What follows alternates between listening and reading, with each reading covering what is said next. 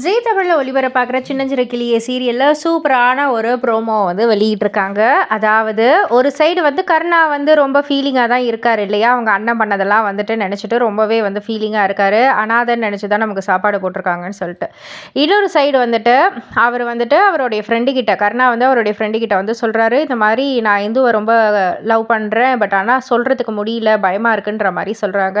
அதுக்கு அவங்க ஃப்ரெண்டு கொடுக்குற ஐடியா என்னன்னா, நீ குடிச்சிட்டு அந்த ஒரு குடிபோதை வந்து உள்ளே இருந்துச்சுன்னா நீ அந்த ஒரு தைரியத்தில் போய் சொல்லிடுவ, அதனால் அப்படி வந்து ட்ரை பண்ணு அப்படின்றாங்க. சரின்னு சொல்லிட்டு கருணாவும் பாட்டில்லாம் ரெடி பண்ணி வச்சுருப்பாங்க. இந்து அங்கேருந்து வந்து ஏதோ ஒரு ஜூஸுன்னு நினச்சி குடிச்சிருவாங்க. அப்படியே உல்டாவாக வந்து போயிடும். இந்து அவங்க மனசில் இருக்கிறதெல்லாம் வந்து கருணா கிட்ட சொல்கிறாங்க, எனக்கு உன்னை எவ்வளோ பிடிக்கும் தெரியுமா அப்படின்ற மாதிரிலாம் வந்து சொல்லி, எப்போதான் நீ என்னை புரிஞ்சுக்க போறியோ அப்படின்னு சொல்லி அழகாக வந்து அப்படியே படுக்க வச்சிடுறாங்க. கூட அவங்களும் படுத்துடுறாங்க. ஸோ இப்போ இந்த நேரத்தில் நம்ம கிருபா வந்துடுறாரு.